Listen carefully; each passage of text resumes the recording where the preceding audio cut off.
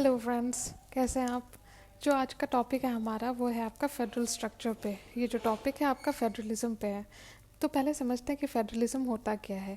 ये बेसिकली एक ऐसा सिस्टम है जिसमें कि पावर जो कॉन्स्टिट्यूशनली एलोकेट होता है टू और मोर लेवल्स ऑफ गवर्नमेंट पे। मतलब जैसे हमारे इंडिया में है, एक सेंटर में गवर्नमेंट है और एक स्टेट लेवल पे, और दोनों के बीच में पावर डिस्ट्रीब्यूट होता है।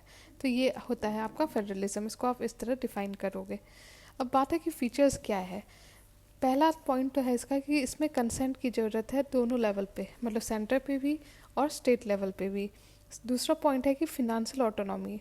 अगर फिनेंशियल ऑटोनॉमी नहीं होगा तो स्टेट कैसे काम करेगा। तीसरा कि फेडरलिज्म में यूनिटी भी है और साथ में रीजनल डाइवर्सिटी भी है। मतलब कि हम as a whole as a country united हैं, लेकिन स्टेट लेवल पे हमारे यहाँ बहुत ज़्यादा डाइवर्सिटी है। चौथा पॉइंट है कि इसमें दो या दो से ज़्यादा टायर्स ऑफ गवर्नमेंट हो सकती है। पांचवा पॉइंट है कि हर एक लेवल का, मतलब हर एक टायर का अपना खुद का जुरिस्डिक्शन है। जैसे कि हमारे यहाँ स्टेट और सेंटर का अपना अलग अलग जुरिस्डिक्शन है। जो लास्ट पॉइंट है इसका कि ये जो पावर है या जो ये जुरिस्डिक्शन, ये कॉन्स्टिट्यूशनली गारंटीड है हर एक लेवल पे। तो इस तरह से हमने समझा फीचर्स ऑफ फेडरलिज्म। अगर अब हम इवोल्यूशन देखें कि फेडरलिज्म इवॉल्व कैसे हुआ, तो पहला पॉइंट तो गवर्नमेंट ऑफ इंडिया एक्ट 1935 आपको याद रखना पड़ेगा। इसमें सबसे पहले हमारे देश में फेडरलिज्म या फेडरल स्कीम का बात किया गया था। जो हमारे इंडियन कॉन्स्टिट्यूशन को फ्रेम जिन्होंने किया, वो रिफ्रेन उन्होंने इस बात से खुद को रोका कि हम टोटली फेडरल पॉलिटिकल सिस्टम बनाएं जैसे कि यूएसए में है। क्योंकि उनको डर लगता था कि हमारे यहाँ इतना ज़्यादा सेसेशनिस्ट और इतना ज़्यादा पॉइंट्स हैं कि लोग हो सकता है कि अलग अलग स्टेट अलग हो जाएं, डिसयूनिटी रहे या फिर कोई पार्ट अलग हो जाए। तो इस कारण हमारे कॉन्स्टिट्यूशन मेकर ने हमें फुल्ली फेडरलाइज्ड पॉलिटिकल सिस्टम नहीं बनाया। हम लोग हमारे फेडरलिज्म को काजी फेडरल कहा जाता है। हमारे देश में जो इंडिया का फेडरलिज्म है उसका एसिमेट्रिक नेचर है। एसिमेट्रिक नेचर इसलिए है क्योंकि हम जो अलग अलग लोकल, हिस्टोरिकल और ज्योग्राफिकल कॉन्टेक्स्ट को देखते हुए हमारे कॉन्स्टिट्यूशन में पॉइंट्स दिए गए हैं। इसका एग्जांपल है जैसे नागालैंड के लिए अलग है कुछ पॉइंट्स, उसी तरह जो बाकी नॉर्थ ईस्ट स्टेट्स हैं उनके लिए कुछ अलग पॉइंट्स हैं।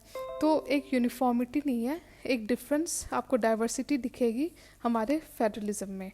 अगर इवोल्यूशन का बात करें कि कैसे हमारा फेडरलिज्म इवॉल्व हुआ है, तो उसमें पहला फेज़ है आपका 1952 से लेके 1967 के बीच में। इसे वन पार्टी फेडरलिज्म कहा जाता था क्योंकि उस समय क्या था कि जो सेंटर और स्टेट दोनों लेवल पे कांग्रेस की सरकार थी। तो इसमें कॉन्सेंसुअल मॉडल, मतलब कि जो सेंटर कहता था वो स्टेट मानती थी और स्टेट और सेंटर के बीच में कॉन्फ्लिक्ट नहीं देखने को मिलता था। दूसरा जो फेज़ है आपका, इसको कहते हैं एक्सप्रेसिव फेडरलिज्म। ये आपका आता है 1967 और 1989 के बीच में। इसे कन्फ्लिक्चुअल फेडरल डायनामिक्स कहा जाता था क्योंकि सेंटर में तो कांग्रेस लेड पार्टी थी, लेकिन जो अपोजिशन पार्टी थी वो स्टेट गवर्नमेंट में थी। तो इस कारण से क्या होता था कि बहुत सारा कन्फ्लिक्ट देखा गया ड्यूरिंग दिस पीरियड। तीसरा फेज़ है आपका मल्टी पार्टी फेडरलिज्म। ये आपका आएगा 1989 से लेकर 2014 के बीच में। इसमें क्या हुआ कि बहुत सारे रीजनल पार्टीज़ का ग्रोथ हुआ और साथ में कोएलिशन पॉलिटिक्स भी स्टार्ट हुई। चौथा फेज़, और जो अभी तक आप इसको फील कर रहे होंगे इस फेज़ को, वो है return of dominant party federalism. मतलब कि इस समय बीजेपी का राइज हुआ है और उसका एक मोनोपोली दिख रहा है। तो इसके कारण क्या हो रहा है कि जिस स्टेट्स में ऑपोजिशन की पार्टी है वहाँ पे कन्फ्लिक्ट देखने को मिल रहा है। अगर हम सिग्निफिकेंस देखें फेडरल पॉलिटिकल सेटअप का इंडिया में, तो पहला पॉइंट तो है कि इस तरह से हमारे फेडरल पॉलिटिक्स को बनाया गया है कि कोई अब्यूज़ ना हो पावर का। दूसरा पॉइंट है कि जो कॉमन गोल है, चाहे वो स्टेट गवर्नमेंट हो या सेंट्रल गवर्नमेंट का, वो है कि लोगों का वेलफेयर। तीसरा है कि सोशियो पॉलिटिकल कोऑपरेशन। चौथा है कि meaningful power to choose policies, मतलब कि हर एक स्टेट अपने अनुसार चूज़ कर सकती है, कोई एक यूनिफॉर्मिटी नहीं है, हर एक स्टेट को फ्रीडम है अपने अनुसार पॉलिसी बनाने का। पांचवा पॉइंट है कि disperse access to power, wealth और रिसोर्स। मतलब कि एक यूनिफॉर्मिटी नहीं है, एक कोई मोनोपोली नहीं है, हर स्टेट फ्री है अपने अनुसार। नेक्स्ट पॉइंट है कि satisfying demands for recognition, autonomy और रिसोर्स।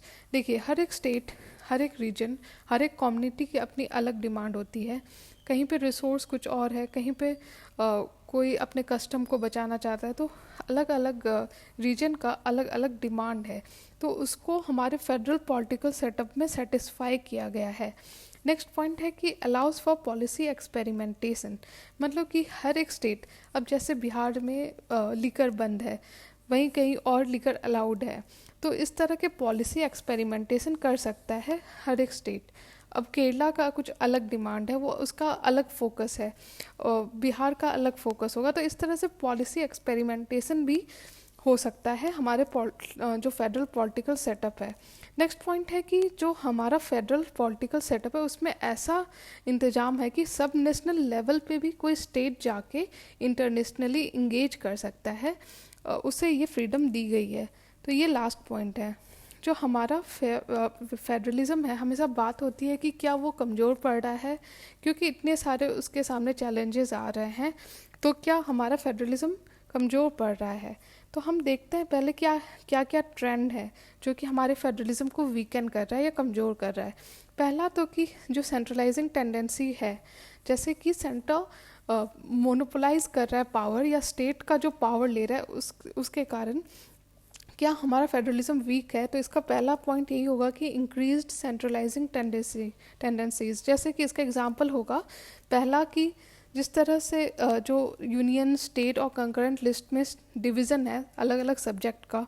दूसरा कि जिस तरह से दिल्ली या जम्मू कश्मीर का जो अभी केस हो रहा है कि दिल्ली और जो सेंट्रल गवर्नमेंट है उसके बीच में कन्फ्लिक्ट देखने को मिलता है, या फिर जम्मू कश्मीर का जो स्टेट का जो अभी पोजीशन था उसको यूनियन टेरिटरी बना दिया। तो इस तरह से ये आप एग्जांपल्स हैं आपके सेंट्रलाइजिंग टेंडेंसीज के। उसी तरह जो रीजनलिस्ट डिमांड्स हैं वो भी बढ़ रहे हैं, या आप कह सकते हो कि जो सेशनिस्ट टेंडेंसी है वो भी रीजनल लेवल पे ग्रो कर रही है। कई बार ऐसा होता है कि जो रीजनल पार्टी है वो हमारे फॉरेन पॉलिसी तक को डिसाइड करती है या इम्पैक्ट करती है। इसका एग्जांपल होगा तीस्ता रिवर एग्रीमेंट जो है बांग्लादेश के साथ, उसको डिसाइड करने में वेस्ट बंगाल का मतलब कि सहमति चाहिए था, तो उसके कारण तीस्ता का जो एग्रीमेंट है वो बांग्लादेश के साथ नहीं हो पाया। उसी तरह तमिल का जब इशू आता है, तो आप तमिलनाडु एज ए स्टेट का इम्पैक्ट देखोगे। तो इस कारण से मतलब जो रीजनलिस्ट डिमांड है इसके कारण हमारा फेडरलिज्म वीक हो रहा है। तीसरा है कि जो ऑफिस ऑफ गवर्नर का जिस तरह मिसयूज़ होता है। चौथा है कि बहुत सारे स्टेट्स हमारे वीक हैं इन रिगार्ड्स टू इकोनॉमिक और फिनेंशियल कैपेबिलिटी, जैसे कि बिहार हो गया या उड़ीसा हो गया, ये खुद में इतने कैपेबल नहीं है कि खुद का डेवलपमेंट कर सके, इन्हें और ज़्यादा सेंट्रल हेल्प की ज़रूरत है जो कि प्रोवाइड नहीं हो रही है। फिर नेक्स्ट है कि जिस तरह से नैरेटिव्स अलग अलग आते हैं कि वन नेशन वन मार्केट, या one nation one ration card, one nation one grid, तो इससे क्या होता है जो स्टेट का जो पावर है इस तरह से कम हो रहा है। तो ये एक तरह का फेडरलिज्म को वीकन करने के स्टेप्स हैं। आप ये जो आर्ग्यूमेंट है इसमें डाल सकते हो। फिर नेक्स्ट पॉइंट है कि जो फिजिकल रिलेशन है यूनियन और state government have undergone significant changes. मतलब कि धीरे धीरे क्या हो रहा है कि जो फिजिकल रिलेशन है यूनियन और स्टेट गवर्नमेंट के बीच में वो चेंज हो रहा है। क्यों हो रहा है? क्योंकि नए नए चीज़ें आ रही है, नए नए स्टेप्स ले रहे हैं, जैसे कि नीति आयोग का फॉर्मेशन या जीएसटी काउंसिल का फॉर्मेशन। जीएसटी के कारण क्या हुआ कि स्टेट का जो टैक्सेशन पावर है वो लिमिटेड हो गया, उस पर रिस्ट्रिक्शन आ गए। तो ये सारे ऐसे टेंडेंसीज हैं जो फेडरलिज्म को वीक कर रहे हैं। अब बात है कि जो काउंटर बैलेंस है, या जो जिस तरह से हमारी फेडरलिज्म हम कह सकते हैं कि वीक नहीं उल्टे और स्ट्रेंथन हो रही है, इसका एग्जांपल है आपका हॉरिजॉन्टल फेडरलिज्म। मतलब कि बात हो रही है कि हर एक स्टेट खुद से एक दूसरे से कोऑपरेट भी करेगा और कम्पीट भी करेगा और ज़्यादा बेटर होगा। दूसरा पॉइंट है कि फिनेंशियल डिवोल्यूशन रिफॉर्म, मतलब हमारे फिनांस कमीशन ने भी और ज़्यादा ट्राई किया डिवोल्यूशन करने का फिनांस को, ताकि स्टेट के पास ज़्यादा पैसा अवेलेबल हो कि वो ग्राउंड लेवल पे काम कर सके। तीसरा है कि vital role played by state government, जैसे कि अभी कोविड-19 क्राइसिस हुआ और आपको पता है कि हेल्थ जो है वो एक स्टेट सब्जेक्ट है, तो स्टेट गवर्नमेंट ही थी अल्टीमेटली जिसने काम किया, जिसने स्टेप्स लिए और जो ग्राउंड रियलिटी को जानते हुए उसे काम करना पड़ रहा था कि कहाँ पे कंटेनमेंट जोन बनाना है, कहाँ पे क्या ज़रूरत है। तो स्टेट गवर्नमेंट ने अच्छे से काम किया है, तो ये एक एग्जांपल है। चौथा है कि जो फेडरल कैरेक्टर है वो और ज़्यादा स्ट्रेंथन हो रहा है नीति आयोग और जीएसटी काउंसिल जैसे स्टेप्स के कारण। तो इस तरह से हमने समझा जो काउंटर बैलेंसिंग पॉइंट्स है आपके फेडरलिज्म के। अब बात है कि क्या क्या रिफॉर्म्स चाहिए, ऐसे स्टेप्स लेने चाहिए जिससे कि हमारा फेडरल स्ट्रक्चर और ज़्यादा स्ट्रॉन्ग हो। इसमें आपका होगा पहला पॉइंट कि हमें जो डिस्ट्रीब्यूशन है पावर अंडर 7 शेड्यूल उसको रीलुक करने की ज़रूरत है। ऐसा बनाने की ज़रूरत है कि जो चीज़ें स्टेट लेवल पे स्टेट ही कर सकता है अपने अनुसार उसको स्टेट लिस्ट में डाले, और जो बाकी है जो सेंटर का मोनोपोली है या जो पावर ग्रो कर रहा है उसको कम करने की ज़रूरत है। दूसरा कि effective utilization of federal bridging institution, मतलब जो भी ऑलरेडी इंस्टीट्यूशन एग्जिस्ट कर रही हैं उसको यूज़ करके स्टेट्स के का जो फेडरलिज्म स्ट्रक्चर में रोल और ज़्यादा स्ट्रेंथन करने की ज़रूरत है। इसका एग्जांपल आपका है नीति आयोग हो गया या इंटर स्टेट काउंसिल हो गया। तो इन सब प्लेटफॉर्म को यूज़ करके जो ट्रस्ट है वो इंक्रीज़ करना चाहिए स्टेट और स्टेट लेवल पे भी और सेंटर और स्टेट के बीच में भी।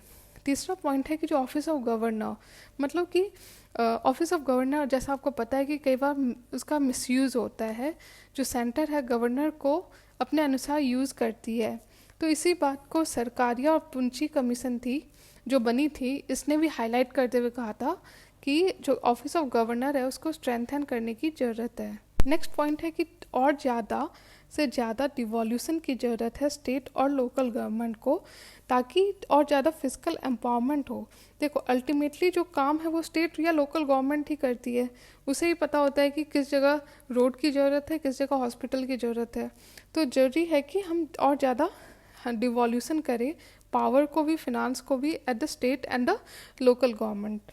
चौथा पॉइंट है कि हमें ज़रूरत है कि one size fit all model के बजाय हम फ्लैक्सिबल मॉडल फॉलो करें फेडरलिज्म में। मतलब हर स्टेट की अपनी ज़रूरत है, अपने रिक्वायरमेंट्स हैं, तो उस अनुसार वो पॉलिसी बनाए instead of over the top. हमें ज़रूरत है कि बॉटम टू अप हम जाएं, ना कि टॉप टू बॉटम। तो इसके लिए ज़रूरत है कि हम one size fit all model के बजाय flexible model of federalism use करें। तो इस तरह से हमने समझ लिया फेडरल स्ट्रक्चर को कॉम्प्रिहेंसिवली। हमने उसका पहले फीचर्स देखे, फिर उसके बाद उसके इवोल्यूशन समझा, फिर उसका सिग्निफिकेंस समझा, और फिर समझा कि फेडरलिज्म को क्या चीज़ें वीक कर रही है और क्या स्ट्रॉन्ग कर रही हैं, और लास्टली हमने रिफॉर्म्स पे ध्यान दिया। So that's it for now. I hope आपको वीडियो अच्छा लग रहा हो। अच्छा लग रहा है तो please subscribe my channel, like the video and please share कीजिए इन वीडियोज़ को। Thank you.